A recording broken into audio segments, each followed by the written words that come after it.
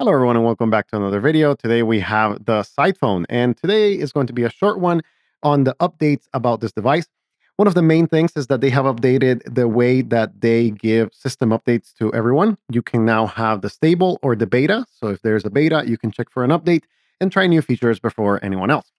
So that is one of the main things. But now the major thing has been on the hardware side. One of the novelties of the Sidephone is that it has this system of tiles that you can take off and on, has these magnetic pins.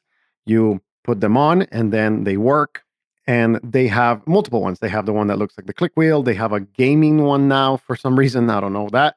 But now they have this very traditional one, which is, I believe it's called the traditional T9 or the standard one that comes with every device. And why I like this is because in the past, you had to use the touchscreen to navigate everything.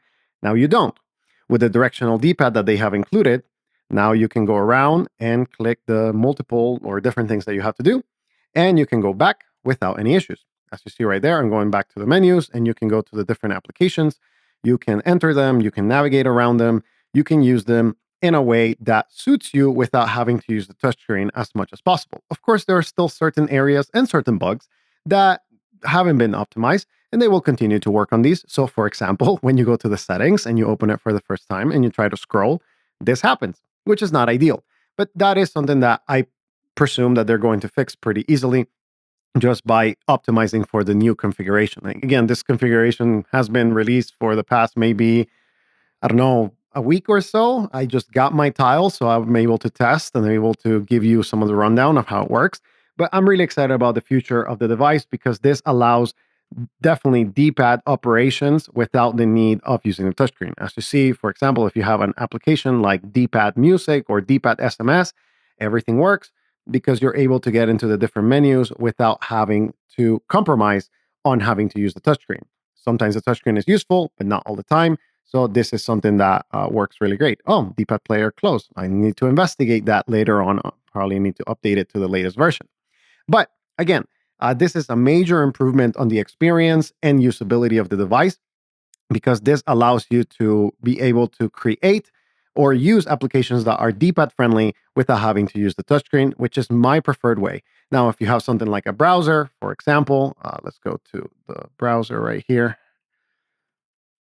And this specific browser doesn't have the ability to navigate without the D-pad. Maybe it's more limited navigation, right? So for example, how do I get to the scroll bar? It's very difficult.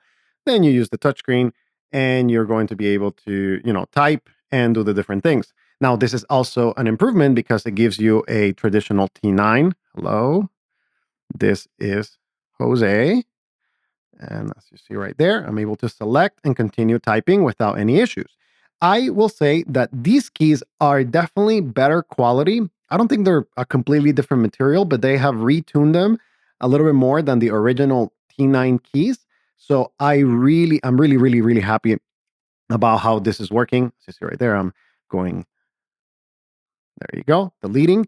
So it's easier, but there is more tactility and better press. So I don't know what they did. Maybe they reworked them, maybe they reworked the material or whatever it is, but these are much better than the original keys. So I expect this quality to be transferred to future maybe versions of the tiles that are much improved and have better tactility, more deeper press, and the feedback is much better. It feels more well-rounded, as you know, or maybe you don't know, but some of them had a few gaps here and there. These ones feel definitely more robust, and I really appreciate that. So there has been hardware updates, there have been software updates on this device. Of course, they have their store where they have a lot of their applications, and as you see right there, it is also D-pad compatible, so you're able to use it without any issues. Again, there are some bugs, but they are going to continue improving them, and I'm really happy to see that this company is succeeding at creating a device that is useful, has the applications that you need, but with the small screen, it is a device that is not distracting. If you have any questions about this device or any of the other devices that I have reviewed, make sure to put them in the comments below and I'll be interacting with you guys. And again, if you have anything else that you want to chat about, I'll try to get to it as soon as possible. Anyways, I hope to see you next time in the following videos and in the live stream later this week. See ya and have a great day.